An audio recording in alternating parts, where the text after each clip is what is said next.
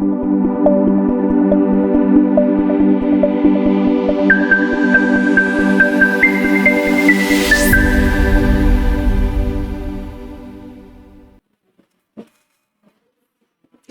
and welcome to One Academy. Welcome to our daily news analysis session. October 2025 important articles are discussed. Moving on to first article. Trio wins physics Nobel for building device showing quantum tunneling. അപ്പം ഈ ഒരു പോയിന്റിൽ നമുക്ക് എന്താണ് ഈ quantum tunnelling എന്നുള്ള കാര്യങ്ങൾ മാത്രമാണ് അറിയേണ്ടത്. അപ്പോൾ അതുപോലെ തന്നെ ഈ ക്വാണ്ടം ഫിസിക്സ് അല്ലെങ്കിൽ ക്വാണ്ടം കമ്പ്യൂട്ടിംഗ് ഇത് എവിടേക്കാണ് ആപ്ലിക്കബിൾ ആയിട്ടുള്ളത്? GS പേപ്പർ 3 സയൻസ് ആൻഡ് ടെക്നോളജിയെ ബന്ധപ്പെട്ടിരിക്കുന്ന ഒരു ആർട്ടിക്കിളാണ്. സോ റീസെന്റ് ആയിട്ട് 2025 physics Nobel prize John Clark, Michael H Devoret and John M എന്ന് പറഞ്ഞിരിക്കുന്ന 3 പേർക്കാണ് ഈ ക്വാണ്ടം ഫിസിക്സിൽ നൊബേൽ പ്രൈസ് കിട്ടിയിട്ടുള്ളത്. ഓക്കെ, സോ ഇതിൽ അവർക്ക് കിട്ടിയിരിക്കുന്ന അച്ചീവ്മെന്റ് എന്ന് പറയുന്നത് quantum mechanical tunnelling and quantized energy states in an electrical circuit made using super conductors. അപ്പം നോർമൽ ഒരു ഇൻസുലേറ്ററിലൂടെ ഒരിക്കലും കറണ്ട് പാസ് ചെയ്യില്ല, ബട്ട് ആ ഒരു ഇൻസുലേറ്ററിലൂടെ കറണ്ട് പാസ് ചെയ്യാൻ സാധിക്കും എന്നാണ് അവർ കണ്ടെത്തിയിട്ടുണ്ടായിരുന്നത്. സോ ഇതാണ് ക്വാണ്ടം ഫിസിക്സ് എന്ന് പറയുന്നത്, അല്ലെങ്കിൽ ക്വാണ്ടം ടണലിംഗ് എന്ന് പറഞ്ഞിരിക്കുന്ന പ്രതിഭാസം എന്ന് പറയുന്നത്. Okay, their work demonstrated for the first time that quantum effects previously seen only in microscopic particles.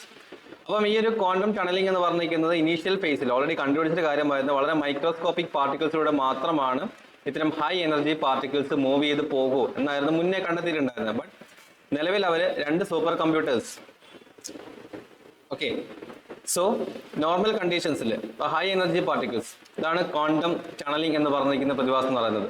അപ്പോൾ ക്ലാസിക്കൽ മെക്കാനിക്സ് നോക്കുകയാണെന്നുണ്ടെങ്കിൽ ഇനീഷ്യൽ ഫേസിൽ ഒരു ഹൈ എനർജി പാർട്ടിക്കിൾസ് ഒരു ബാരിയർ, മുന്നിലേക്ക് ഒരു ബാരിയർ വരികയാണെന്നുണ്ടെങ്കിൽ ഒന്നുകിൽ ആ ബാരിയറിനെ തട്ടി തിരിച്ചു പോവുകയോ അല്ലെങ്കിൽ ബാരിയറിനെ മറികടന്ന് പോകാറാണ് സാധാരണ ചെയ്യാറുള്ളത്. ബട്ട് ഇൻ ക്വാണ്ടം മെക്കാനിക്സിൽ ഈ ബാരിയറിന്റെ ഉള്ളിലൂടെ അത് കടന്നു പോകും എന്നാണ് റീസെന്റ് ആയിട്ട് കണ്ടെത്തിയിട്ടുള്ളത്. ഓക്കെ, സിമ്പിൾ ആയിട്ട് പറയുകയാണെന്നുണ്ടെങ്കിൽ ഫോർ എക്സാമ്പിൾ നമ്മളൊരു ബോള് ഒരു വാളിലേക്ക് ഒരു ബോൾ എറിയുന്ന സമയത്ത് ബോൾ ഒബ്വിയസ്ലി എന്ത് ചെയ്യും? അവിടെ ഹിറ്റ് ചെയ്ത് തിരിച്ച് ബൗൺസ് ബാക്ക് ചെയ്യാറാണ് പതിവ്. ബട്ട് ഈ ക്വാണ്ടം ടണലിംഗ് എന്ന് പറയുന്നത് ഈ ഒരു ബോൾ നമ്മൾ ബോളിലേക്ക് എറിയുന്ന സമയത്ത് ഈ ബോള് പതുക്കെ എന്താണ് തുളച്ചുകൊണ്ട് ബറി ചെയ്ത് ഉള്ളിലൂടെ പുറത്തേക്ക് കടക്കുന്നതിനെയാണ് നമ്മൾ ക്വാണ്ടം ടണലിംഗ് എന്ന് പറയുന്നത്. സോ ഇവര് ചെയ്തിരിക്കുന്ന കാര്യം എന്ന് വെച്ച് കഴിഞ്ഞാൽ 2 സൂപ്പർ കണ്ടക്ടേഴ്സ് വെച്ച് കഴിഞ്ഞാൽ ഇലക്ട്രിസിറ്റിയെ പാസ് ചെയ്യുന്ന 2 കണ്ടക്ടേഴ്സ്, ഓക്കെ, 2 കണ്ടക്ടേഴ്സിന്റെ ഇടയിൽ അവര് വളരെ തിന്നായിട്ടുള്ള ഒരു ഇൻസുലേറ്റിംഗ് ലെയർ, വളരെ തിന്നായിട്ടുള്ള ഇൻസുലേറ്റിംഗ് ലെയർ വെച്ചതിന് ശേഷം ഇവിടെ നിന്ന് ഹൈ എനർജി പാർട്ടിക്കിൾസ്, ഓക്കെ, ഈ ഒരു ഇൻസുലേറ്റിംഗ് ലെയറിന് ഇതിന് ജംഗ്ഷൻ എന്നാണ് പറയാറുള്ളത് കേട്ടോ. ജോസഫ്സൺ ജംഗ്ഷൻ എന്നാണ് ഈ ഒരു ഇൻസുലേറ്റിംഗ് ലെയറിനെ പറയുന്നത്. അപ്പം ഈ ഒരു ഇൻസുലേറ്റിംഗ് ലെയർ വെച്ച് കഴിഞ്ഞാൽ ഒബിയസ്ലി നമ്മൾ ഇവിടുന്ന് കറണ്ട് പാസ് ചെയ്യുന്ന സമയത്ത് ഈ ഒരു ഇൻസുലേറ്റിംഗ് ലെയർ അതിനെ എന്ത് ചെയ്യും? അതിനെ ബ്ലോക്ക് ചെയ്യും. ബട്ട് ഈ ഒരു സൂപ്പർ കറൻസ് എന്താണ്? ഇതിനെ ടണൽ ചെയ്തുകൊണ്ട് ഈ ഒരു ഇൻസുലേറ്ററിനെ മറികടന്ന് ഓപ്പോസിറ്റ് സൈഡിലേക്ക് എത്തുന്നു. ഓക്കെ, അതായത് 0 ഇലക്ട്രിക്കൽ റെസിസ്റ്റൻസ് ആണ് അവിടെ കാണിക്കുന്നത്. ദാറ്റ് മീൻസ് നമ്മളിവിടെ ഇൻസുലേറ്റർ വെച്ചു എന്നുള്ള പ്രതിഭാസം ഉണ്ടായിരിക്കില്ല, നേരിട്ട് തന്നെ കറണ്ട് അല്ലെങ്കിൽ ഈ സൂപ്പർ ചാർജർ ആയിട്ടുള്ള പാർട്ടിക്കിൾസ് കടന്നു പോകുന്നു. ഇതാണ് ക്വാണ്ടം ടണലിംഗ് എന്ന് പറയുന്ന ഒരു പ്രതിഭാസം എന്ന് പറയുന്നത്. ഓക്കെ, സോ ഇതിന്റെ ടെക്നോളജിക്കൽ ഇംപ്ലിക്കേഷൻ, അപ്പൊ ഈ ഒരു കണ്ടുപിടുത്തം നമുക്ക് എവിടെയൊക്കെ ഉപയോഗിക്കാം? ഫസ്റ്റ് ഓഫ് ഓൾ ഈ ഒരു ഫൈൻഡിങ്സ് നമുക്ക് ക്വാണ്ടം കമ്പ്യൂട്ടിംഗ് അല്ലെങ്കിൽ ക്വാബിറ്റ്സ് എന്ന് പറഞ്ഞിരിക്കുന്നത്. അപ്പൊ നമുക്ക് ഈ ന്യൂ ജനറേഷൻ കമ്പ്യൂട്ടിങ്സ് ആണ് ക്വാബിറ്റ്സ് എന്ന് പറഞ്ഞിട്ടുള്ളത്. ദാറ്റ് മീൻസ് നമ്മൾ നോർമലി കമ്പ്യൂട്ടറിൽ ഉപയോഗിക്കുന്ന 0-1 എന്ന് പറയുന്ന ബിറ്റാണ്. ഓക്കെ, 2 ബിറ്റുകളാണ് 0-1. അപ്പം ഇതിനെയും ഡിവൈഡ് ചെയ്തിട്ടാണ് ക്വാണ്ടം കമ്പ്യൂട്ടിംഗ് അല്ലെങ്കിൽ ക്വാബിറ്റ്സ് എന്ന് പറഞ്ഞിരിക്കുന്നത്. 1/4 ആയിട്ട് ഡിവൈഡ് ചെയ്തിട്ടുള്ള ബിറ്റ്സുകളായിരിക്കും നമ്മൾ ഉപയോഗിക്കുന്നത്, അതാണ് ക്വാബിറ്റ്സ് എന്ന് പറയുന്നത്. അപ്പോൾ കുറച്ചുകൂടി ആ കമ്പ്യൂട്ടേഴ്സിന്റെ ഒക്കെ സ്പീഡ് കൂടാം. ഇപ്പൊ നാസയിലും അതുപോലെ തന്നെ നമ്മൾ ISROയിലൊക്കെ ഉപയോഗിക്കുന്ന സൂപ്പർ കമ്പ്യൂട്ടേഴ്സ് എന്ന് പറയുന്നത് ഈ ഒരു ക്വാണ്ടം കമ്പ്യൂട്ടിംഗ് പ്രിൻസിപ്പിൾ ഉപയോഗിച്ചിട്ടാണ് വർക്ക് ചെയ്യുന്നത്. അത്രത്തോളം ഫാസ്റ്റ് ആയിരിക്കും കമ്പ്യൂട്ടറിന്റെ പ്രോസസ് എന്ന് പറയുന്നത്. അതുപോലെ തന്നെ നമുക്ക് അൾട്രാ സെൻസിറ്റീവ് ആയിട്ടുള്ള മാഗ്നറ്റോമീറ്റേഴ്സ്, ക്വാണ്ടം സെൻസേഴ്സ് തുടങ്ങിയിരിക്കുന്ന കാര്യങ്ങളിലും നമുക്ക് ഈ ഒരു കണ്ടുപിടുത്തം ഉപയോഗിക്കാൻ പറ്റുന്നതാണ്. Okay, so value of pure science and inquiry. The Nobel highlights that value of inquiry not driven by immediate utility. These fundamental results are idea leading to real world technology powering computation, communication and digital technology advancements. അപ്പം ഇതിൽ പറഞ്ഞിരിക്കുന്ന ഈ ഒരു കണ്ടുപിടുത്തം കൊണ്ട് നമുക്ക് ഇനി ഫ്യൂച്ചറിൽ ഒരുപാട് തരത്തിലുള്ള പുതിയ കണ്ടുപിടുത്തങ്ങൾ നടത്താൻ സാധിക്കും. For example real world technology ആയിട്ടുള്ള നമ്മുടെ കമ്പ്യൂട്ടേഷൻസിൽ, ദാറ്റ് മീൻസ് നോർമൽ കമ്പ്യൂട്ടേഴ്സിന്റെ സ്പീഡ് ഇൻക്രീസ് ചെയ്യാൻ സാധിക്കും, കമ്മ്യൂണിക്കേഷൻസ് ഇൻക്രീസ് ചെയ്യാൻ സാധിക്കും, ഡിജിറ്റൽ ടെക്നോളജിയിൽ അഡ്വാൻസ്മെന്റ് കൊണ്ടുവരാനൊക്കെ സാധിക്കും. അപ്പോൾ ഈ ആർട്ടിക്കിൾസിൽ വേറെ കാര്യമായിട്ടൊന്നും പഠിക്കേണ്ട ആവശ്യമായിട്ട് വരുന്നില്ല. റീസെന്റ് 2025 ഫിസിക്സിൽ നോബൽ പ്രൈസ് കിട്ടിയിട്ടുണ്ടായിരുന്നു. നോബൽ പ്രൈസ് കിട്ടിയതിന്റെ ഭാഗം എന്ന് പറയുന്നത് നോർമലി ഉള്ള super computers, that means normally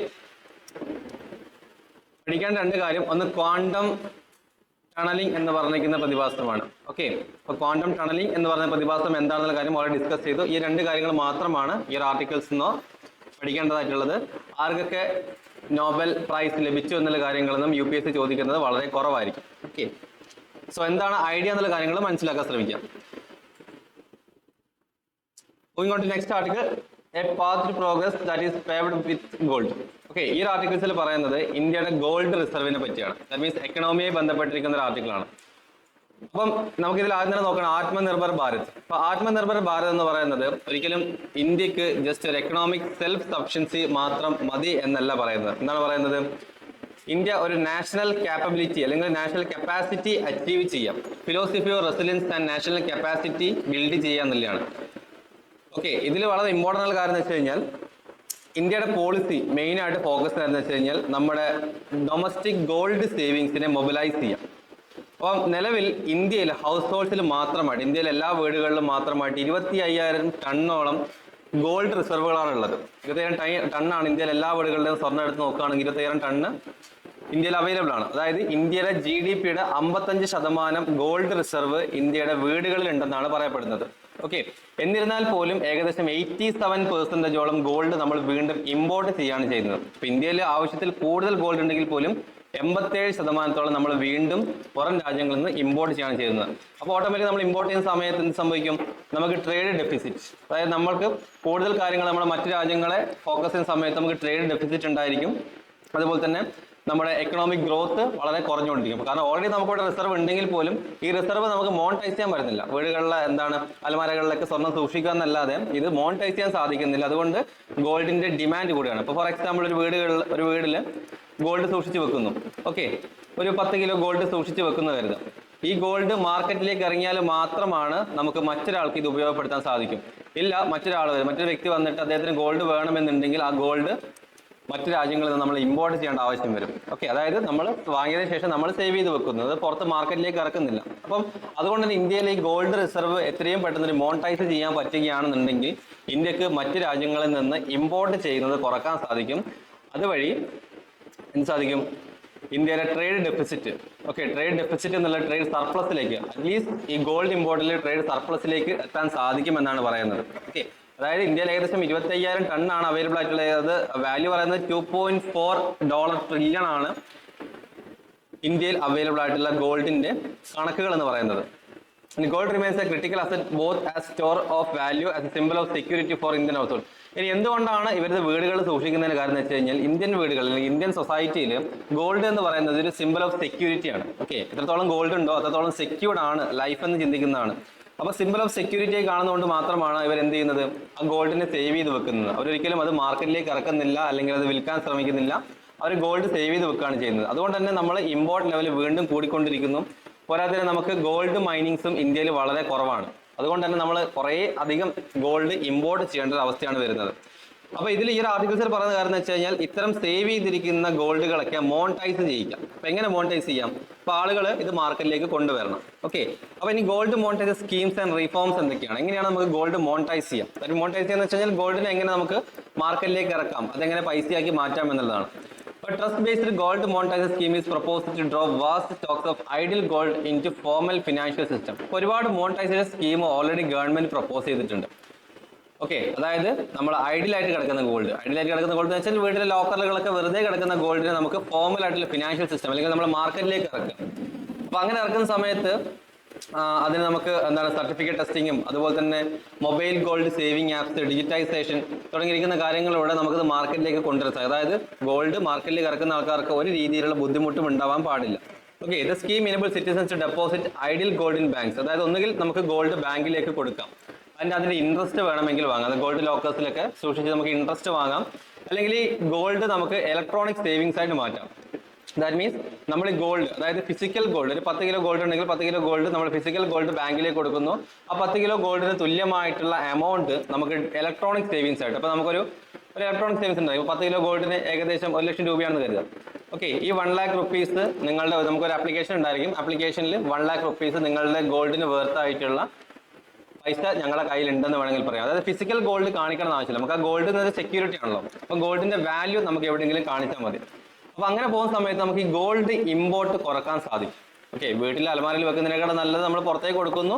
അത് എത്രയാണോ ഗോൾഡിന്റെ റേറ്റ് അതിനനുസരിച്ചുള്ള എമൗണ്ട് നമുക്ക് കിട്ടും. ഇപ്പം ഗോൾഡിന്റെ റേറ്റ് കൂടുന്ന സമയത്ത് നമ്മുടെ റേറ്റും കൂടും. അതുപോലെ തന്നെ ഗോൾഡ് റേറ്റ് കുറയുന്ന സമയത്ത് റേറ്റ് കുറയുകയും ചെയ്യുന്ന ലെവലിലായിരിക്കും നമ്മുടെ ഇലക്ട്രോണിക് സേവിങ്സ് എന്ന് പറയുന്നത്. അപ്പം അങ്ങനെയാണ് സമയത്ത് ഈ ഒരു ഓൾറെഡി നമ്മൾ ഗോൾഡ് മാർക്കറ്റിലേക്ക് ഇറക്കുന്നു. അപ്പം എന്ത് സംഭവിക്കും?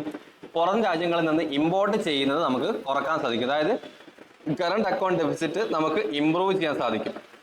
ഇന്ത്യക്ക് ഒരുപാട് കടങ്ങളുണ്ട് ഈ ഗോൾഡ് ഇമ്പോർട്ട് ചെയ്തിട്ട്, അത് കുറക്കാൻ സാധിക്കും. അപ്പം ഇതിന്റെ എസെൻഷ്യൽ ആയ സക്സസ് എന്ന് പറയുന്നത് ഇതിന് ആവശ്യമായ ടെസ്റ്റിംഗ് സെന്റേഴ്സ്. അപ്പോൾ ഗോൾഡ് നേരിട്ട് കൊണ്ടേ കൊടുക്കാൻ പറ്റില്ല. അപ്പം വ്യക്തമായുള്ള ടെസ്റ്റിംഗ് സെന്റേഴ്സ് ആവശ്യമായിട്ടുണ്ട്. വ്യക്തമായുള്ള റെഗുലേറ്ററി റീഫോംസ്, അതായത് GST, SAT തുടങ്ങിയിരിക്കുന്ന കാര്യങ്ങളൊക്കെ ഇതിൽ നിന്ന് റിമൂവ് ചെയ്യണം. എന്നാൽ മാത്രമേ ആളുകൾ മാർക്കറ്റിലേക്ക് ഗോൾഡ് ഇറക്കുകയുള്ളൂ.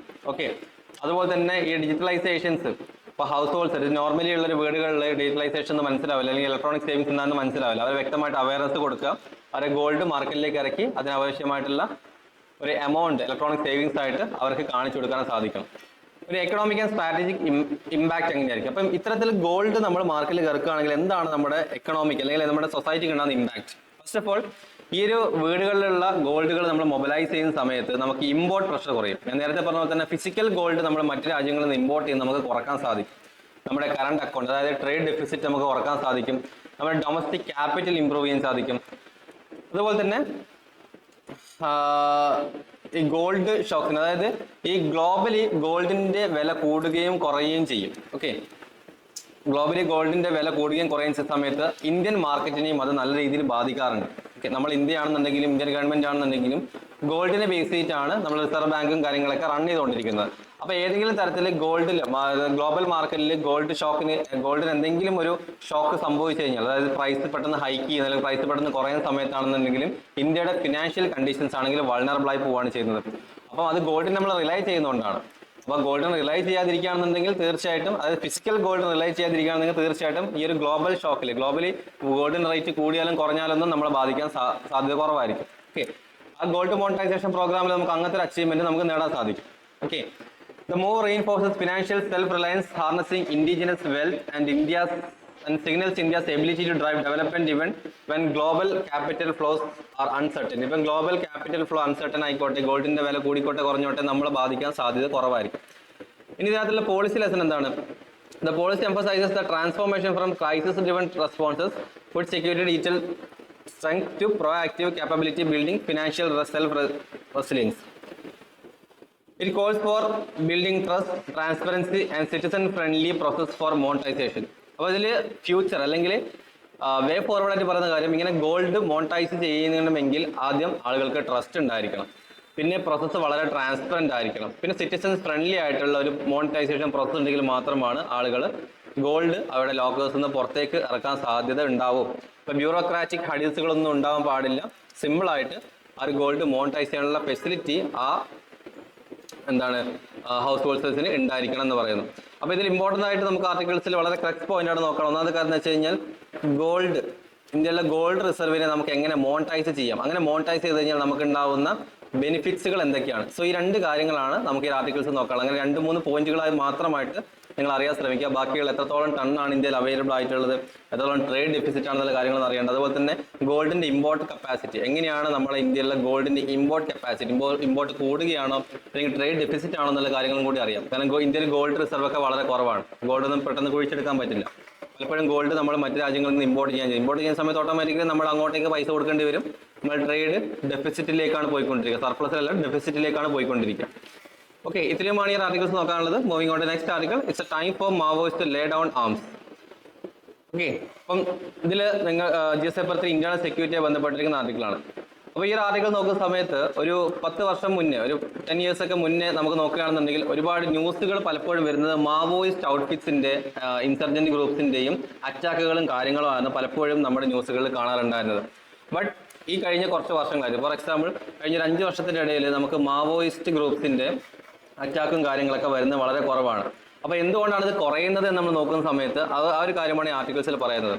കാരണം മാവോയിസ്റ്റുകൾ സറണ്ടർ ചെയ്യുന്ന സമയത്ത് അവർക്ക് ആവശ്യമായിട്ടുള്ള എല്ലാ ബെനിഫിറ്റ്സുകളും ഗവൺമെന്റ് നൽകുന്നുണ്ട്. കാരണം നോർമലി ഒരു മാവോയിസ്റ്റിനെ കൊണ്ടുവരിക, അവരെ തടവറയിൽ അടക്കുക എന്നതിന് പകരമായിട്ട് മാവോയിസ്റ്റുകളെ ഒരു മെയിൻ നമ്മുടെ സൊസൈറ്റിയിൽ മെയിൻ സ്ട്രീംസിലേക്ക് കൊണ്ടുവരാൻ വേണ്ടിയിട്ട് പലതരത്തിലുള്ള ഗവൺമെന്റ് പോളിസികളും ഓൾറെഡി സെൻട്രൽ ഗവൺമെന്റ് ഇറക്കിയിട്ടുണ്ട്. For example, Union Home Minister has urged Maoists to surrender, join the mainstream and accept the government's lucrative surrender and rehabilitation policy aiming for complete eradication of Maoists by the next year. അതായത് ഇന്ത്യയിലുള്ള complete Maoism അടുത്ത ഒരു വർഷത്തിനുള്ളിൽ ഇറക്കുന്നതിന് വേണ്ടിയിട്ടാണ് union home minister ഇത് announce ചെയ്തിട്ടുള്ളത്. അതായത് അവരോട് പറഞ്ഞു, മാവോയിസ്റ്റുകൾ നിങ്ങൾ സറണ്ടർ ചെയ്തോളൂ, നിങ്ങൾ നമ്മുടെ നോർമലിയുള്ള സൊസൈറ്റിന്റെ മെയിൻ സ്ട്രീമിന്റെ ഭാഗമായിട്ട് മാറും. നിങ്ങൾക്ക് ആവശ്യമായിട്ടുള്ള റീഹാബിലിറ്റേഷൻ പോളിസി, നിങ്ങൾക്ക് ആവശ്യമായിട്ടുള്ള എഡ്യൂക്കേഷൻ, നിങ്ങൾക്ക് ആവശ്യമായിട്ടുള്ള ഫുഡ്, ഹെൽത്ത് തുടങ്ങിയ കാര്യങ്ങൾ ഗവൺമെന്റ് പ്രൊവൈഡ് ചെയ്യാം എന്നാണ് പറയുന്നത്. അത് ഗവൺമെന്റ് ഉദ്ദേശം വെച്ച് കഴിഞ്ഞാൽ അടുത്തൊരു വർഷത്തിനുള്ളിൽ ഇന്ത്യയിൽ മാവോയിസം എന്ന് പറഞ്ഞിരിക്കുന്ന ഇൻസർജന്റ് ഗ്രൂപ്പ്സ് കംപ്ലീറ്റ്ലി ഇറാഡിക്കേറ്റ് ചെയ്യാൻ ഉദ്ദേശിക്കുന്നത്. Okay, the rebel movement spread has sprung from more than 180 districts in early 2000 to 38 now. അതായത് 2000 കാലഘട്ടങ്ങളിലൊക്കെ 180 ഇന്ത്യയിലുള്ള മൊത്തം ഡിസ്ട്രിക്റ്റിൽ 180 ഡിസ്ട്രിക്റ്റുകളോളം പരന്നു കിടക്കുന്ന ഈ മാവോയിസ്റ്റ് ഔട്ട്ഫിറ്റ്സുകൾ ഇപ്പം നിലവിൽ 38 ഡിസ്ട്രിക്ട്സിലേക്ക് മാത്രമായിട്ട്, ഇന്ത്യയിലെ ടോട്ടൽ ജില്ലകളാണ് പറയുന്നത്, അതിൽ 38 ജില്ലകളിലേക്ക് മാത്രമായിട്ട് കുറഞ്ഞിട്ടുണ്ട്. അപ്പം ഇത്രത്തോളം കുറക്കാൻ സാധിച്ചിരിക്കുന്നത് ഒരു ടോപ്പ് ആയിട്ടുള്ള സ്ട്രോങ് ആയിട്ടുള്ള ലീഡർഷിപ്പ് ക്വാളിറ്റീസ് സെൻട്രൽ ഗവൺമെന്റിന്റെ ഭാഗത്ത് നമുക്ക് ഉണ്ടാവുന്നതും, അതുപോലെ തന്നെ sustained security operations, policy incentives, internal crisis, അതായത് നമ്മുടെ സെക്യൂരിറ്റി ഓപ്പറേഷൻസുകളുണ്ട്, സെക്യൂരിറ്റി ഓഫീസേഴ്സിന്റെ ആക്ടിവിറ്റീസുകളും കാര്യങ്ങളൊക്കെ കൊണ്ടാണ് ഈ ഒരു മാവോയിസം എന്ന് പറയുന്ന കാര്യം നമുക്ക് ഇന്ത്യയിൽ കുറയാൻ സാധിച്ചിട്ടുണ്ടായിരുന്നത്. ഇനി security operations and counter insurgency എന്തൊക്കെ പ്രോഗ്രാംസുകളായിരുന്നു ഇന്ത്യ കണ്ടക്ട് ചെയ്തിട്ടുണ്ടായിരുന്നത്. അപ്പോൾ അഗ്രസീവ് ആയിട്ടുള്ള പലതരത്തിലുള്ള സെക്യൂരിറ്റി ഓപ്പറേഷൻ, അതായത് മാവോയിസ്റ്റ് വരുന്ന സമയത്ത് അവരെ വെടിവെച്ചിടാൻ തുടങ്ങിയ അഗ്രസീവ് ആയിട്ടുള്ള സെക്യൂരിറ്റി ഓപ്പറേഷൻ നമ്മൾ കണ്ടക്ട് ചെയ്തിട്ടുണ്ടായിരുന്ന പല സ്ഥലങ്ങളിലും. പ്രത്യേകിച്ച് നമ്മുടെ നോർത്ത് ഈസ്റ്റേൺ സ്റ്റേറ്റുകളിലാണ് ഇത്തരം മാവോയിസ്റ്റ് ഇൻസർജൻസി, അല്ലെങ്കിൽ ബീഹാർ, ഛത്തീസ്ഗഡ് തുടങ്ങിയ ഇടങ്ങളിലാണ് ഈ ഒരു മാവോയിസ്റ്റ് ഇൻസർജൻസി വളരെ കൂടുതലായിട്ടുള്ളത്. അപ്പോൾ പലപ്പോഴും ഒരു അഗ്രസീവ് ആയിട്ടുള്ള സെക്യൂരിറ്റി ഓപ്പറേഷൻസ് ഇന്ത്യക്ക് കൈവരിക്കേണ്ട ആവശ്യം വന്നിട്ടുണ്ടായിരുന്നു. നമ്മുടെ forces like district reserve guard DRG and common battalion for resolute actions cobra ഫോഴ്സുകളൊക്കെ ഇത്തരത്തിൽ മാവോയിസ്റ്റുകൾ അറ്റാക്ക് ചെയ്യാനും മാവോയിസ്റ്റുകളെ മെയിൻ സ്ട്രീംസിലേക്ക് കൊണ്ടുവരാൻ വേണ്ടിയിട്ട് ഒരുപാട് നമ്മുടെ ഹെൽപ്പ് ചെയ്തിട്ടുണ്ടായിരുന്നു. നമ്മുടെ സെക്യൂരിറ്റി ഓപ്പറേഷൻസ് അത്രത്തോളം സ്ട്രോങ് ആയിട്ടാണ് ഈ ഒരു മാവോയിസം ഇന്ത്യയിൽ കുറക്കാൻ ഭാഗമായിട്ടുള്ളത്. ഇനി operation black forest in Karregutta hills 2024 result elimination of major Maoist operatives and disruption of headquarters. അതായത് 2025 ഓപ്പറേഷൻ ബ്ലാക്ക് ഫോറസ്റ്റ് എന്ന് പറഞ്ഞിരിക്കുന്ന കരേഗുട്ട ഹിൽസിൽ നടന്നിരിക്കുന്ന ഒരു മാവോയിസ്റ്റ് ടീമിനെതിരെയുള്ള അറ്റാക്ക്, നമ്മുടെ സെക്യൂരിറ്റി ഫോഴ്സ് നടന്നിരിക്കുന്ന അറ്റാക്കിൻ്റെ അകത്ത് ഒരു പരിധി വരെ നമുക്ക് മാവോയിസ്റ്റ് ഓപ്പറേഷൻസ് കുറക്കാനും അതുപോലെ തന്നെ അവരുടെ ഹെഡ് ക്വാർട്ടേഴ്സ് ഒക്കെ തകർക്കാനും സാധിച്ചിട്ടുണ്ടായിരുന്നു.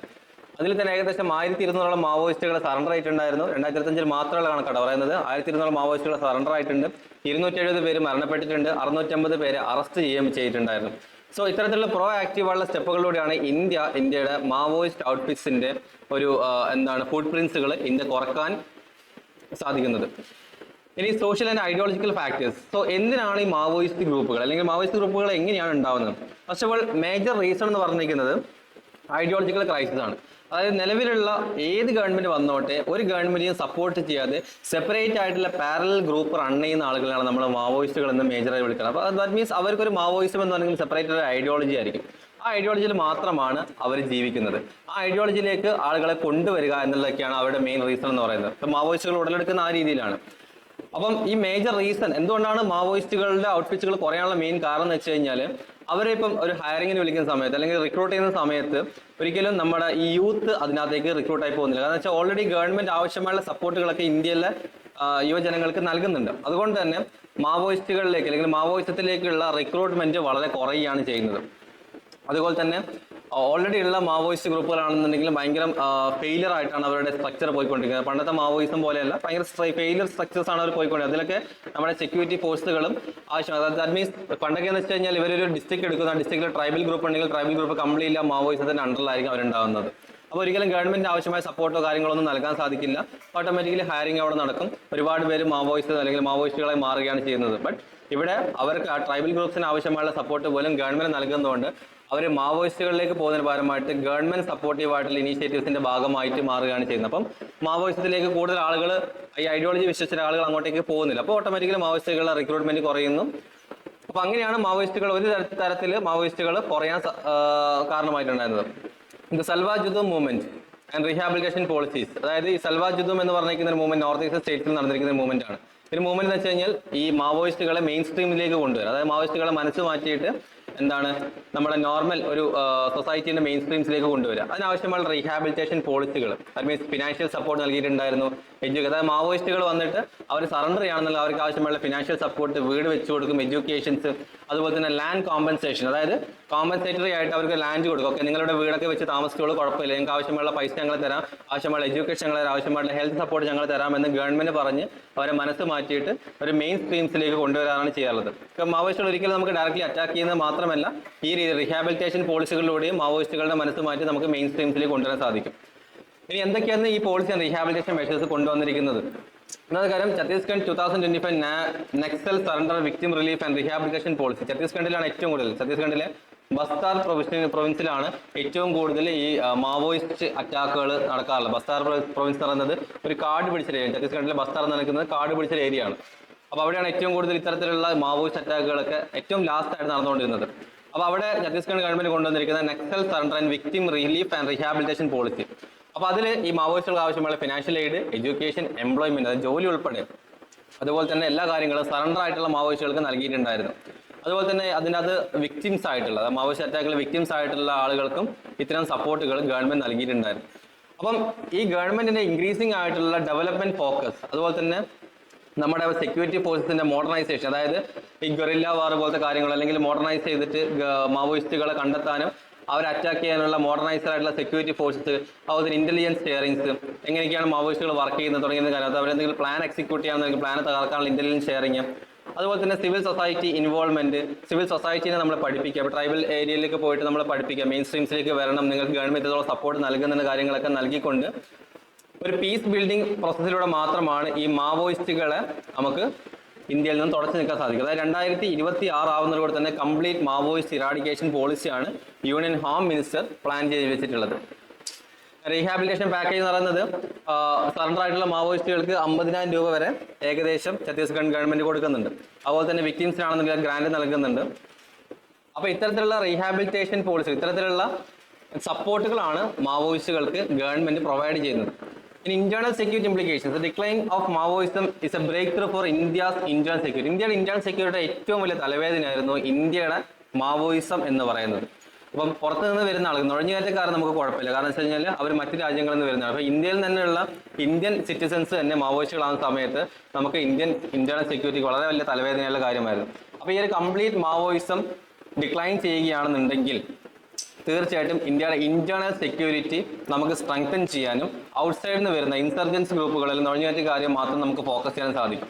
അപ്പം ഈ ഒരു ഗവൺമെന്റിന്റെ കമ്പൈൻഡ് ആയിട്ടുള്ള ഓപ്പറേഷൻസ്, അതുപോലെ തന്നെ ടാർഗറ്റഡ് ആയിട്ടുള്ള വെൽഫെയർ പോളിസികൾ, അതുപോലെ തന്നെ പ്രോപ്പറായിട്ട് മാവോയിസ്റ്റ് ഔട്ട്ഫിറ്റ്സിന്റെ മോണിറ്ററിംഗ് തുടങ്ങിയതിലൂടെ നമുക്ക് ഈ ഒരു കോൺഫ്ലിക്ട് റെസൊല്യൂഷൻ കൊണ്ടുവരാൻ സാധിക്കും. അതായത് മാവോയിസ്റ്റുകളെ കംപ്ലീറ്റ് നമുക്ക് തുടച്ചു നിൽക്കാൻ സാധിക്കുമെന്നാണ് പറയുന്നത്.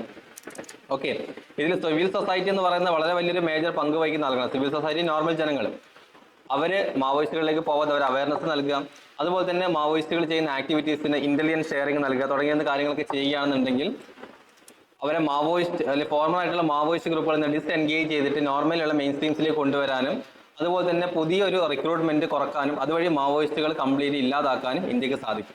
ഓക്കെ, അപ്പോൾ ഈ ആർട്ടിക്കിൾസിൽ പറയുന്ന കാര്യം എന്ന് വെച്ച് കഴിഞ്ഞാൽ മാവോയിസ്റ്റുമായി ബന്ധപ്പെട്ട കാര്യങ്ങളാണ്, ഇന്ത്യയുടെ ഇന്റേണൽ സെക്യൂരിറ്റിയെ ബന്ധപ്പെട്ട കാര്യങ്ങളാണ്. GS പേപ്പർ 3 ഇന്റേണൽ സെക്യൂരിറ്റിയിൽ തീർച്ചയായിട്ടും ചോദിക്കാൻ സാധ്യത. അപ്പോൾ ഇതിൽ നിന്ന് നമുക്ക് അറിയേണ്ട 2-3 പോയിന്റുകൾ, ഇന്ത്യയുടെ മാവോയിസം എങ്ങനെയാണ് കുറഞ്ഞിട്ടുള്ളത്, എന്തൊക്കെ കാരണങ്ങൾ കൊണ്ടാണ് ഇന്ത്യയിലെ മാവോയിസം കുറഞ്ഞുകൊണ്ടിരിക്കുന്നത്, ഇന്ത്യയിൽ എവിടേക്കായിരുന്നു മാവോയിസം വളരെ ശക്തമായിട്ടുണ്ടായിരുന്നത്, എന്തൊക്കെ പോളിസികളാണ് ഗവൺമെന്റ് അതിനെത്തിയത്. ഒന്ന് നമുക്ക് നോർമൽ ഉള്ള ടോക്കിലൂടെ, അല്ലെങ്കിൽ അതുപോലെ തന്നെ ഒന്ന് അറ്റാക്ക് സെക്യൂരിറ്റി ഓപ്പറേഷൻ വെച്ചിട്ട് അറ്റാക്ക് ചെയ്ത് മാവോയിസ്റ്റിനെ കുറക്കാം, അതുപോലെ തന്നെ അവയർനെസ് നൽകിയിട്ട് പുതിയ റിക്രൂട്ട്മെന്റ് കുറക്കാം. അങ്ങനെ 3 മെത്തേഡിലൂടെയാണ് മാവോയിസം കുറക്കുന്നതിന് വേണ്ടിയിട്ട് ഇന്ത്യ ഗവൺമെന്റ് കൈക്കൊണ്ടിട്ടുള്ളത്. അപ്പോൾ അത് എന്തൊക്കെയാണെന്നുള്ള കാര്യങ്ങൾ മാത്രം നിങ്ങൾ അറിഞ്ഞാൽ മതി.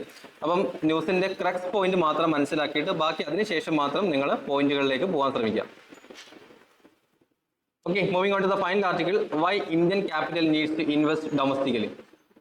ഇതും GS പേപ്പർ 3 എക്കണോമിക് ഡെവലപ്മെന്റ് ആയി ബന്ധപ്പെട്ടിരിക്കുന്ന ആർട്ടിക്കിളാണ്. അപ്പം ഇതിൽ പറയുന്ന കാര്യം എന്ന് വെച്ച് കഴിഞ്ഞാൽ ഇന്ത്യൻ ഇൻഫ്രാസ്ട്രക്ചേഴ്സിലും അതുപോലെ തന്നെ ഇന്ത്യയിൽ മാക്സിമം ഇൻവെസ്റ്റ്മെന്റ്, ഡൊമസ്റ്റിക്കലിയുള്ള ഇൻവെസ്റ്റ്മെന്റ് കൊണ്ടുവരാം. അതായത് നമുക്ക് ഇന്ത്യയിൽ normally FDI, foreign direct investment, പുറത്തുനിന്നുള്ള ആളുകൾ ഇന്ത്യയിൽ ഇൻവെസ്റ്റ് ചെയ്യും, പുറത്തു നിന്നുള്ള കമ്പനികൾ ഇന്ത്യയിലേക്ക് ഇൻവെസ്റ്റ് ചെയ്യും. അപ്പം ഇതിനൊക്കെ പകരമായിട്ട് ഇന്ത്യയിൽ തന്നെ ഒരുപാട് കോടീശ്വരന്മാരുണ്ടെന്ന് പറയാം. അപ്പം ഇന്ത്യയിൽ തന്നെയുള്ള ആളുകൾ, പൈസക്കാരായിട്ട് ആളുകൾ ഇന്ത്യയിൽ തന്നെ ഇൻഫ്രാസ്ട്രക്ചേഴ്സ് ഡെവലപ്മെന്റിൽ ആവശ്യങ്ങൾക്ക് വേണ്ടിയിട്ട് ഇൻവെസ്റ്റ് ചെയ്യുക. ഡൊമസ്റ്റിക്കലി ഇൻവെസ്റ്റ്മെന്റ് ഇന്ത്യയിൽ എങ്ങനെയാണ് ഇന്ത്യനെ ബെനിഫിറ്റ് ചെയ്യുന്നത് എന്നുള്ള കാര്യങ്ങളാണ്. Okay, there's an urgent need for Indian capital, private or public, to invest domestically due to global uncertainty from tariff. അതായത് നമുക്കിപ്പോൾ ഓൾറെഡി അമേരിക്ക നമുക്ക് താരിഫ് നൽകുന്നു. അപ്പോൾ അമേരിക്കനൊക്കെ നമ്മൾ പേടിക്കേണ്ട കാര്യം എന്താണ്? അമേരിക്കേൻ്റെ ഒക്കെ പല പല കമ്പനികൾ പല സ്ഥലങ്ങളിലും നമ്മൾ ഇന്ത്യയിൽ ഇൻവെസ്റ്റ് ചെയ്തിട്ടുണ്ട്. അതുപോലെ തന്നെ പല പല കമ്പനികളും ഇന്ത്യയിൽ വർക്ക് ചെയ്യുന്നുണ്ട്. അപ്പം ഏതെങ്കിലും തരത്തിൽ ഇന്ത്യ അമേരിക്ക ഒരു ഇഷ്യൂ ആവുന്ന സമയത്ത് ഓഫ്കോഴ്സ് ഈ പറഞ്ഞിരിക്കുന്ന എല്ലാ ഇൻവെസ്റ്റ്മെന്റും പിൻവലിക്കും. അതുപോലെ തന്നെ അപ്പം എപ്പോഴും നമ്മൾ മറ്റു രാജ്യങ്ങളെ പേടിച്ചുകൊണ്ടിരിക്കണം. അതിന് പകരം ഒരു ഡൊമസ്റ്റിക്കലിയുള്ള ഇൻവെസ്റ്റ്മെന്റ് കൂട്ടാനാണ് ഈ ഒരു ആർട്ടിക്കിൾസിൽ പറയുന്നത്. അപ്പം ട്രേഡ് ഡിസ്ട്രപ്ഷൻ വന്നു കഴിഞ്ഞാലോ അല്ലെങ്കിൽ മറ്റു രാജ്യങ്ങളിൽ നിന്നുള്ള താരിഫ് വന്നാലോ അല്ലെങ്കിൽ ഇന്റർനാഷണൽ ക്യാപിറ്റൽ ഫ്ലോയിൽ എന്തെങ്കിലും സംഭവിച്ചു കഴിഞ്ഞാൽ ഇന്ത്യയിലെ എക്കണോമിക്കലി ഒരിക്കലും ബാധിക്കില്ല എന്നാണ് പറയുന്നത്. ഓക്കെ, അപ്പോൾ economic growth in India has been historically driven by domestic investment, especially public sector led infrastructure and manufacturing. അപ്പോൾ ഇന്ത്യയുടെ എക്കണോമിക് ഗ്രോത്ത്, ഒരു രാജ്യത്തിന്റെ എക്കണോമിക് ഗ്രോത്ത് എന്ന് പറയുന്നത് ആ രാജ്യത്തിലുള്ള ഇൻവെസ്റ്റ്മെന്റ് ആണ്. അതായത് എന്താണ് എക്കണോമിക് ഗ്രോത്ത് എന്ന് പറയുന്നത്? ഇപ്പം ഒരു സ്ഥലത്ത് ഒരു ഹോസ്പിറ്റൽ പണിയുന്ന സമയത്ത് അതൊരു എക്കണോമിക് ഗ്രോത്ത് ആണ്. ഒരു സ്ഥലത്ത് ഒരു ഇൻഫ്രാസ്ട്രക്ചർ, ഇപ്പോൾ റോഡ് പണിയുന്ന സമയത്ത് അതൊരു എക്കണോമിക് ഗ്രോത്ത് ആണ്. അപ്പം ഇതിനൊക്കെ ഇന്ത്യയിൽ നിന്ന് തന്നെ ഡൊമസ്റ്റിക് ഇൻവെസ്റ്റ്മെന്റ് കണ്ടെത്താൻ സാധിക്കുകയാണെന്നുണ്ടെങ്കിൽ അത് കുറച്ചുകൂടി നമുക്ക് സിമ്പിൾ ആയിരിക്കും. അപ്പം നോർമലി നമ്മൾ പുറം രാജ്യങ്ങളിൽ നിന്നൊക്കെ ഇൻവെസ്റ്റ്മെന്റ് നേടാറുള്ളത്. അതിന് പകരമായിട്ട് പ്രൈവറ്റ് ഇൻവെസ്റ്റ്മെന്റ് അല്ലെങ്കിൽ പബ്ലിക് ഇൻവെസ്റ്റ്മെന്റ് കൂട്ടാം. ഇന്ത്യയിലുള്ള എല്ലാ ഇൻഫ്രാസ്ട്രക്ചേഴ്സ് ആൻഡ് മാനുഫാക്ചറിംഗ് സെക്ടറിലേക്ക് ഏറ്റവും കൂടുതൽ ഇൻവെസ്റ്റ് ചെയ്യുന്നത് ഇന്ത്യൻ ഗവൺമെന്റ് ആണ് ഇൻവെസ്റ്റ് ചെയ്യുന്നത്. ഇനി ഇതിനകത്തുള്ള private sectors role and challenges. Private sectors എങ്ങനെയാണ് ഇതിനകത്ത് ഇൻവെസ്റ്റ് ചെയ്യുന്നത്, അതിനകത്തുള്ള ചലഞ്ചസുകൾ എന്തൊക്കെയായിരിക്കും? India's private sector is increasingly responsible for new investment projects accounting for 94% of all announcement. അതായത് ഇന്ത്യയിലുള്ള 94% ഇൻവെസ്റ്റ്മെന്റ് പ്രൊജക്റ്റിലും പ്രൈവറ്റ് എൻറ്റിറ്റീസ് അല്ലെങ്കിൽ പ്രൈവറ്റ് ഓണേഴ്സ് ആണ് ഇൻവെസ്റ്റ് ചെയ്യുന്നത്. 2025 മാത്രം കണക്കുകൾ നോക്കുകയാണെന്നുണ്ടെങ്കിൽ 94% പ്രൈവറ്റ് വ്യക്തികളാണ് ഇതിനകത്ത് ഇൻവെസ്റ്റ് ചെയ്യുന്നത്. Despite favorable government policies, private capital remains cautious, with investment not matching profit growth, partly due to perceived risk, regulatory bottlenecks and global shocks. അപ്പം ഈ ഒരു പ്രൈവറ്റ് സെക്ടേഴ്സ് എന്ന് പറയുന്നത് ഇന്ത്യയിലുള്ള ആളുകൾ മാത്രമല്ല, പുറത്തുള്ള ആളുകളും ഇതിനകത്ത് ഇൻവെസ്റ്റ് ചെയ്യാം. പക്ഷെ എന്നിരുന്നാൽ പോലും ഫേവറബിൾ ആയിട്ടുള്ള ഗവൺമെന്റ് പോളിസികൾ ഉണ്ടെങ്കിൽ പോലും ഈ ഇൻവെസ്റ്റ്മെന്റിലൂടെ ഇന്ത്യയുടെ ക്യാപിറ്റൽ എന്ന് വെച്ച് കഴിഞ്ഞാൽ മൂലധനം, അതിന്റെ ബിൽഡിംഗ് വളരെ കുറവാണ്. ദാറ്റ് മീൻസ് ഒരു ഇൻഫ്രാസ്ട്രക്ചറിലേക്ക് ഇൻവെസ്റ്റ് ചെയ്യുന്നു. അപ്പോൾ അതിനകത്തേക്കുള്ള ഇൻവെസ്റ്റ്മെന്റ് ഒക്കെ വളരെ കുറവാണ് ഇന്ത്യയിൽ ലഭിക്കുന്നത്. ദാറ്റ് മീൻസ് അവർ പ്രൈവറ്റ് എൻറ്റിറ്റീസ് എന്ത് ചെയ്യുന്നത്, അവർ പൈസ അതിനകത്തേക്ക് ഇൻവെസ്റ്റ് ചെയ്യുന്നു, അതിന് പെട്ടെന്ന് തന്നെ പ്രോഫിറ്റ് ഉണ്ടാക്കാൻ ശ്രമിക്കുന്നു. അപ്പോൾ ഒരിക്കലും ഒരു പ്രോഫിറ്റ് ഗ്രോത്തിലേക്ക് എത്താൻ സാധിക്കുന്നില്ല. അപ്പോൾ ഇതിന്റെ മെയിൻ കാരണം എന്ന് വെച്ച് കഴിഞ്ഞാൽ ഈ പ്രൈവറ്റ് എൻറ്റിറ്റീസ് അത് ഇൻവെസ്റ്റ് ചെയ്യുന്ന സമയത്ത് ആദ്യം തന്നെ പേടിക്കും. കാരണം വെച്ച് കഴിഞ്ഞാൽ ഒരുപാട് റെഗുലേറ്ററി റെഗുലേറ്ററി ഇഷ്യൂസുകൾ വരാം, അല്ലെങ്കിൽ കേസ് വരാം. അതൊക്കെ കൊണ്ട് പലപ്പോഴും ഈ പ്രൈവറ്റ് എൻറ്റിറ്റീസ് ഇൻവെസ്റ്റ് ചെയ്യുന്നത് വളരെ കുറവാണ്. Okay, most domestic investment are currently channeled to infrastructure, technology, energy and manufacturing. ഇപ്പോൾ ഇന്ത്യയിലുള്ള ഇൻവെസ്റ്റ്മെന്റ് എന്നിരുന്നാൽ പോലും ഇന്ത്യയിൽ ഒരുപാട് പ്രൈവറ്റ് ഇൻവെസ്റ്റ്മെന്റ് നടത്തുന്നുണ്ട്. ആ ഇൻവെസ്റ്റ്മെന്റ് മെജോറിറ്റി പോകുന്നത് ഒന്ന് ഇൻഫ്രാസ്ട്രക്ചർ ഡെവലപ്മെന്റിന് വേണ്ടിയാണ്. ഇപ്പോൾ നമുക്ക് ഫോർ എക്സാമ്പിൾ കേരളത്തിൽ പറഞ്ഞു വന്നിരിക്കുന്ന റോഡ് NH-66 എന്ന PPP മോഡലിലാണ് പബ്ലിക് പ്രൈവറ്റ് പാർട്ണർഷിപ്പിലാണ് റോഡ് ഇൻവെസ്റ്റ്മെന്റ് നടത്തുന്നത്. അപ്പോൾ പലപ്പോഴും ഈ ഡൊമസ്റ്റിക് ഇൻവെസ്റ്റ്മെന്റ് നടത്തുന്നത് ഒന്നുകിൽ ഇൻഫ്രാസ്ട്രക്ചർ ബിൽഡിങ്ങിന്, അല്ലെങ്കിൽ ടെക്നോളജി എൻഹാൻസ്മെന്റിന്, അല്ലെങ്കിൽ എനർജി അല്ലെങ്കിൽ മാനുഫാക്ചറിംഗ് സെക്ടറിലേക്ക് മാത്രമാണ് ഇൻവെസ്റ്റ് ചെയ്യുന്നത്. അപ്പോൾ അത്ര ഇൻവെസ്റ്റ്മെന്റിന് വേണ്ടിയിട്ട് പലതരത്തിലുള്ള ഗവൺമെന്റ് റീഫോംസുകൾ, ഇപ്പോൾ GST നമ്മൾ കുറച്ചിട്ടുണ്ടായിരുന്നു ഇൻവെസ്റ്റ്മെന്റിന്. അതുപോലെ തന്നെ PLI scheme, make in India scheme തുടങ്ങിയ സ്കീമിലൂടെ ഇൻവെസ്റ്റ്മെന്റ് കൂട്ടാൻ നമ്മൾ മാക്സിമം ശ്രമിച്ചിട്ടുണ്ടായിരുന്നു. ഓക്കെ, സോ ഇനി ക്യാപിറ്റൽ ഫോർമേഷൻ സ്ട്രക്ചറൽ ഇഷ്യൂ. അപ്പോൾ ഈ ക്യാപിറ്റൽ ഫോർമേഷൻ അല്ലെങ്കിൽ ഈ ഒരു ഇൻവെസ്റ്റ്മെന്റിൽ ഉണ്ടാവുന്ന ഇഷ്യൂസുകൾ എന്തൊക്കെയാണ്? അപ്പോൾ ശരിക്കും പറഞ്ഞാൽ ഈ ക്യാപിറ്റൽ ഫോർമേഷൻ അല്ലെങ്കിൽ മൂലധനം ക്രിയേറ്റ് ചെയ്യുക എന്നുള്ളത് നമ്മൾ ഗ്ലോബലൈസേഷൻ നടന്നതിന് ശേഷം, അതായത് നമ്മുടെ മാർക്കറ്റ് കംപ്ലീറ്റ്ലി ഓപ്പൺ ആക്കി എല്ലാ രാജ്യങ്ങൾക്കും നമ്മുടെ രാജ്യത്തേക്ക് ഇൻവെസ്റ്റ് ചെയ്യാം, നമ്മുടെ രാജ്യത്ത് സാധനങ്ങൾ വാങ്ങാം, നമുക്ക് പുറം രാജ്യ സാധനങ്ങൾ വാങ്ങാം. ഇപ്പം 1991 നമ്മൾ ഗ്ലോബലൈസേഷൻ LPG റീഫോംസ് കൊണ്ടുവന്നിട്ടുണ്ടായിരുന്നത്. ലിബറലൈസേഷൻ, പ്രൈവറ്റൈസേഷൻ, ഗ്ലോബലൈസേഷൻ 1991 കൊണ്ടുവന്നൊരു പ്രോഗ്രാം ആയിരുന്നു. ആ 1991 നമ്മൾ ഗ്ലോബലൈസേഷൻ, അതായത് നമ്മുടെ ഇന്ത്യൻ മാർക്കറ്റ് അങ്ങനെ ഓപ്പൺ ആയി കൊടുക്കണം എല്ലാ രാജ്യങ്ങൾക്കും. അങ്ങനെ ഓപ്പൺ ആക്കി കൊടുക്കുന്ന സമയത്ത് ഇന്ത്യയിലുള്ള ക്യാപിറ്റൽ ഫോർമേഷൻ വളരെ കുറവായിരുന്നു. അതുപോലെ തന്നെ ക്യാപിറ്റൽ ഫോർമേഷൻ വെച്ച് കഴിഞ്ഞാൽ നമുക്ക് ഇന്ത്യയിലുള്ള മൂലധനം അതിന്റെ ഇൻവെസ്റ്റ്മെന്റ് വളരെ കുറവായിരുന്നു. പക്ഷെ എന്നിരുന്നാൽ പോലും ഒരുപാട് ഫോറിൻ ഡയറക്റ്റ് ഇൻവെസ്റ്റ്മെന്റ് പല രാജ്യങ്ങളിൽ നിന്ന് പല ഇൻവെസ്റ്റ്മെന്റ് നമുക്ക് വന്നിട്ടുണ്ടായിരുന്നു. അതുപോലെ തന്നെ പ്രൈവറ്റ് ഇൻഫ്ലോസുകളാണെന്നുണ്ടെങ്കിലും നമുക്ക് ആ സമയത്ത് വന്നിട്ടുണ്ടായിരുന്നു. ബട്ട് എന്നിരുന്നാൽ പോലും പുറം രാജ്യങ്ങളിൽ നിന്ന് വരുന്നതല്ല, ഇന്ത്യയിൽ നിന്ന് വരുന്ന ഇൻവെസ്റ്റ്മെന്റ് മാത്രം, അതായത് ഡൊമസ്റ്റിക് ഇൻവെസ്റ്റ്മെന്റ് ആ സമയത്ത് കുറഞ്ഞു. കാരണം ഇന്ത്യയിലുള്ള ഒരാൾക്ക് മേ ബി ചിലവർ 10 ലക്ഷമായിരിക്കും അവർ ഇൻവെസ്റ്റ് ചെയ്യാന്ന് പറയുന്നത്. അപ്പോൾ 10 ലക്ഷം ഓക്കെ, ഗവൺമെന്റ് പറയുന്ന ഒരു പ്രൊജക്ട് സ്റ്റാർട്ട് ചെയ്യുന്നുണ്ട്, 10 ലക്ഷം നിങ്ങൾക്ക് ഇൻവെസ്റ്റ് ചെയ്യാം, കുഴപ്പമില്ല എന്ന് പറയുന്നത്. പക്ഷേ നമ്മളെ ഗവൺമെന്റ് എന്താണ് നമ്മളെ മാർക്കറ്റ് ഓപ്പൺ ആക്കി കൊടുക്കണം. ഓപ്പൺ ആക്കി കൊടുക്കുന്ന സമയത്ത് പുറത്ത് നിന്നുള്ള ഫോറിൻ ഒരു എൻറ്റിറ്റി വന്നിട്ട് പറയുന്നത് ഞങ്ങൾ 10 ലക്ഷം അല്ല, ഞങ്ങൾ വേണമെങ്കിൽ 1 കോടി ഇൻവെസ്റ്റ് ചെയ്യാന്ന് പറയുന്നത്. അപ്പോൾ ഗവൺമെന്റ് എന്ത് ചെയ്യും? ഓക്കെ, കുഴപ്പമില്ല, എന്നാൽ 1 കോടി നമുക്ക് ഇൻവെസ്റ്റ്മെന്റ് ചെയ്യാന്ന് പറയും. അപ്പം പലപ്പോഴും പുറം രാജ്യത്ത് നിന്നുള്ള ഇൻവെസ്റ്റ്മെന്റ് ആയിരിക്കും കൊടുക്കുക, കാരണം കൂടുതൽ പൈസ അവിടെ നിന്നാണ് ലഭിക്കുന്നത്. അപ്പോൾ എന്ത് ചെയ്യും? ഈ 10 ലക്ഷം ഇൻവെസ്റ്റ് ചെയ്യാമെന്ന് പറഞ്ഞിരിക്കുന്ന പ്രൈവറ്റ് എൻറ്റിറ്റീസിനെ മാറ്റി നിർത്തും. അങ്ങനെ നമ്മുടെ ഡൊമസ്റ്റിക് ഇൻവെസ്റ്റ്മെന്റ് വളരെ വളരെ കുറഞ്ഞിട്ടുണ്ടായിരുന്നു. ബട്ട് ഇതിൽ സംഭവിക്കുന്ന കാര്യം എന്ന് വെച്ച് കഴിഞ്ഞാൽ ഏതെങ്കിലും ഒരു സിറ്റുവേഷൻസിൽ ഇപ്പോൾ ഗ്ലോബൽ ലെവൽ, ഇപ്പോൾ ഇദ്ദേഹം അമേരിക്കയിൽ നിന്ന് ഇൻവെസ്റ്റ് ചെയ്യുന്ന ഒരാളാണെന്ന് കരുതുക. ഈ അമേരിക്കയിലുള്ള മാർക്കറ്റ് അല്ലെങ്കിൽ എക്കണോമിക് എന്തെങ്കിലും സംഭവിച്ചു കഴിഞ്ഞാൽ ഓട്ടോമാറ്റിക്കലി അവർ 1 crore rupees ഇൻവെസ്റ്റ് ചെയ്തിരിക്കുന്ന പൈസ അവർ തിരിച്ചു വലിക്കും. ഓക്കെ, തീർച്ചയായിട്ടും അവിടെ ഒരു ഭയങ്കര എക്കണോമിക് ക്രൈസിസ് വരുന്നു. ഇപ്പോൾ 2008 നടന്ന പോലെയുള്ള ഒരു എക്കണോമിക് ക്രൈസ് ഒക്കെ നടക്കുകയാണെന്നുണ്ടെങ്കിൽ ഇൻവെസ്റ്റ് ചെയ്തിരിക്കുന്ന എമൗണ്ട് അവർ തിരിച്ചു വലിക്കും. അപ്പോൾ ഓട്ടോമാറ്റിക്കലി ഇവിടെ ഇൻഫ്രാസ്ട്രക്ചേഴ്സ് സ്റ്റാഗ്നേറ്റ് ചെയ്യും, ക്യാപിറ്റൽ ഫോർമേഷൻ ഉണ്ടായിരിക്കില്ല, അതുപോലെ തന്നെ ടെക്നോളജിക്കൽ ഇൻവെസ്റ്റ്മെന്റ് ഉണ്ടായിരിക്കില്ല, ഒരു ഇൻവെസ്റ്റ്മെന്റ് അവിടെ നടക്കില്ല. അപ്പോൾ ഇത്തരത്തിലുള്ള ഇൻവെസ്റ്റ്മെന്റ് നമ്മൾ ഗ്ലോബലൈസേഷൻ ചെയ്ത സമയം, അതായത് നമ്മുടെ ഇന്ത്യൻ മാർക്കറ്റ് ഓപ്പൺ ആക്കിയ സമയത്ത് പുറത്തുനിന്നുള്ള ഇൻവെസ്റ്റ്മെന്റ് കൂടുതൽ പൈസ കണ്ട സമയത്ത് ഡൊമസ്റ്റിക് ഇൻവെസ്റ്റ്മെന്റ്, ഇന്ത്യയിൽ നിന്നുള്ള ആളുകളുടെ ഇൻവെസ്റ്റ്മെന്റ് വളരെ കുറവായിരുന്നു കണ്ടിട്ടുണ്ടായിരുന്നത്. ഈ ഒരു പ്രൈവറ്റ് ഇൻവെസ്റ്റ്മെന്റ് കുറയുന്ന ഒരുപാട് കാരണങ്ങളുണ്ട് കേട്ടോ. നമ്മൾ ഡൊമസ്റ്റിക് ഡിമാൻഡ് കുറയുന്നത്, അതുപോലെ തന്നെ ആവശ്യമുള്ള ക്രെഡിറ്റ് അവൈലബിലിറ്റി, അതായത് ഇൻവെസ്റ്റ് ചെയ്യണമെന്ന് കരുതിയാൽ പോലും ആവശ്യമുള്ള ക്രെഡിറ്റ് അവർക്ക് ലഭിക്കുന്നില്ല. ഒരുപാട് റെഗുലേറ്ററി പ്രശ്നങ്ങൾ, അതായത് ഗവൺമെന്റ് ഇൻവെസ്റ്റ്മെന്റ് ആണല്ലോ, ഒരുപാട് റെഗുലേറ്ററി ഇഷ്യൂസ്, പൈസ എവിടെ നിന്ന് കിട്ടി, അതിന്റെ രേഖകൾ തുടങ്ങിയ കാര്യങ്ങൾ, റെഗുലേറ്ററി അൺസർട്ടനിറ്റീസ് ഉള്ളത് കൊണ്ട് തന്നെ പലപ്പോഴും ആവശ്യമുള്ള ഇൻവെസ്റ്റ്മെന്റ് കൊണ്ടുവരാൻ സാധിച്ചിട്ടുണ്ടായിരുന്നില്ല. Public and private sector collaboration along with quick reforms and strong regulatory framework is key to boosting capital formation. അപ്പം ഇനി ഇതിന് വേ ഫോർവേഡ് നമുക്ക് എന്ത് ചെയ്യാൻ സാധിക്കും?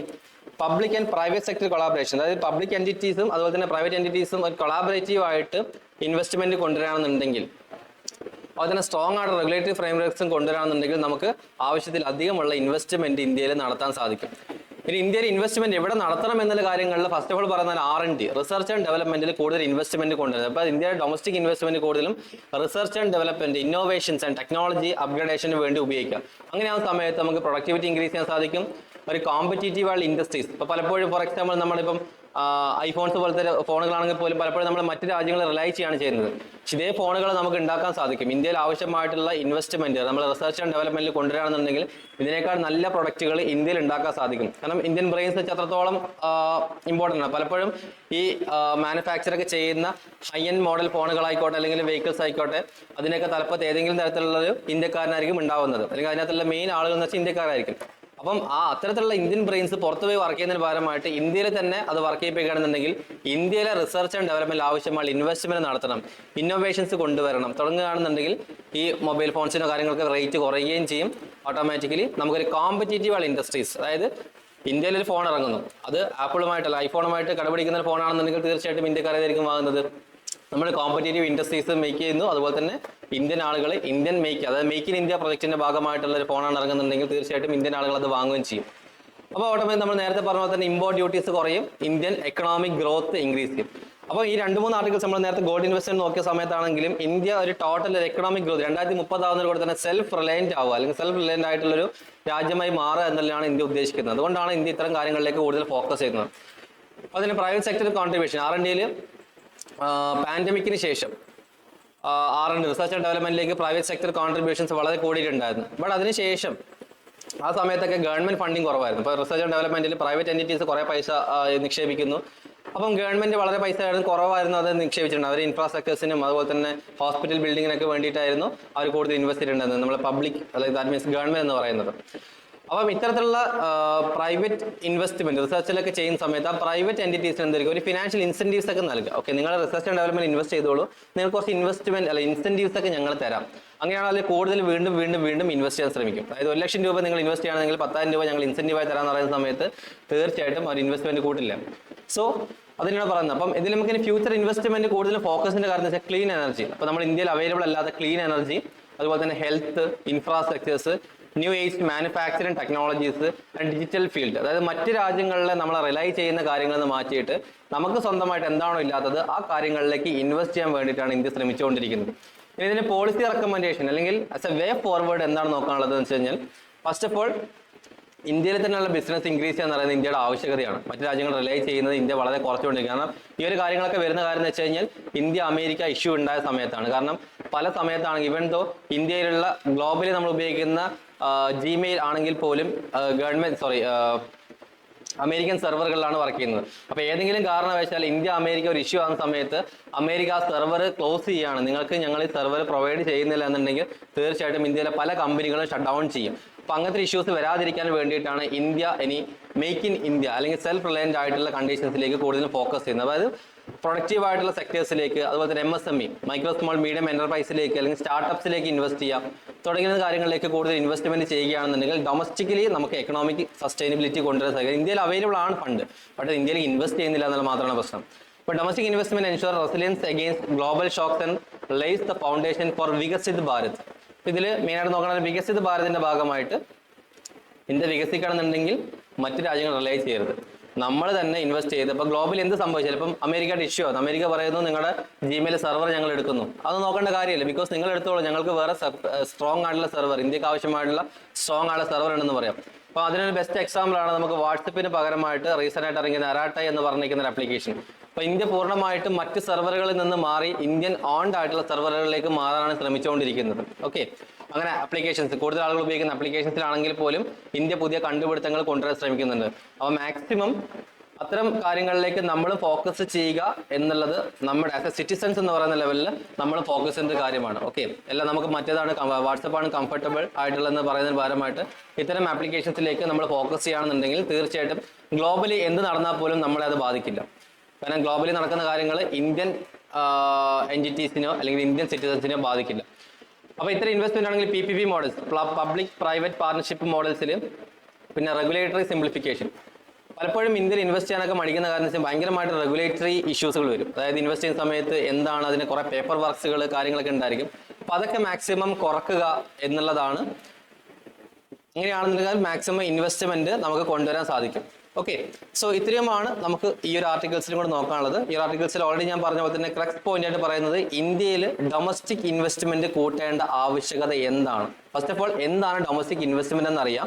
ഡൊമസ്റ്റിക് ഇൻവെസ്റ്റ്മെന്റ് ഇന്ത്യയിൽ കൂട്ടേണ്ട ആവശ്യകത എന്താണ്, ഡൊമസ്റ്റിക് ഇൻവെസ്റ്റ്മെന്റ് കൂട്ടിക്കഴിഞ്ഞാൽ ഇന്ത്യയിൽ എങ്ങനെ എക്കണോമിക് ഗ്രോത്ത് അച്ചീവ് ചെയ്യാൻ സാധിക്കും, എങ്ങനെ വികസിത് ഭാരതമായിട്ട് മാറാൻ സാധിക്കും. അങ്ങനെ ഡൊമസ്റ്റിക് ഇൻവെസ്റ്റ്മെന്റ് കൂട്ടുകയാണെങ്കിൽ അതിന്റെ ഗ്ലോബൽ ഷോക്കിൽ നിന്ന് എങ്ങനെ ഇന്ത്യ രക്ഷപ്പെടും, അതായത് ഗ്ലോബലി എന്ത് സംഭവിച്ചു കഴിഞ്ഞാൽ ഇന്ത്യയിൽ നിന്ന് എങ്ങനെ രക്ഷപ്പെടും, എങ്ങനെ ഇന്ത്യക്ക് സെൽഫ് റിലയൻ്റ് ആയി മാറാൻ സാധിക്കും. ഇത്രയുമാണ് ഈ ഒരു ആർട്ടിക്കിൾസിൽ നമുക്ക് നോക്കാനുള്ളത്. അപ്പം ഇനി ഇൻവെസ്റ്റ് ചെയ്യുന്ന സമയത്ത് എവിടെയൊക്കെ ഇൻവെസ്റ്റ് ചെയ്യാം, റിസർച്ച് ആൻഡ് ഡെവലപ്മെന്റ് ഇൻവെസ്റ്റ് ചെയ്യാം, അതുപോലെ തന്നെ ഹെൽത്തിൽ എഡ്യൂക്കേഷൻസിലേക്ക് ഇൻവെസ്റ്റ് ചെയ്യാം. അപ്പോൾ എവിടെയൊക്കെ ഇൻവെസ്റ്റ്മെന്റ് ചെയ്യാം എന്നുള്ള കാര്യങ്ങൾ കൂടി നോക്കാം. സോ ഇത്രയുമാണ് നമുക്ക് ഈ ഒരു ഫൈനൽ ആർട്ടിക്കിൾസ് നോക്കാനുള്ളത്. സോ ഇന്ന് ഹിന്ദുവിൽ വന്നിട്ടുള്ള ഇമ്പോർട്ടൻ്റ് ആയ 4 ആർട്ടിക്കിൾസ് മാത്രമേ എടുത്തിട്ടുള്ളൂ. മറ്റു കുറേ ആർട്ടിക്കിൾസും അവൈലബിൾ ആയിട്ടുണ്ട്. ജസ്റ്റ് ഒന്ന് ഫോക്കസ് ചെയ്യാം. Anyway, thank you and good bye.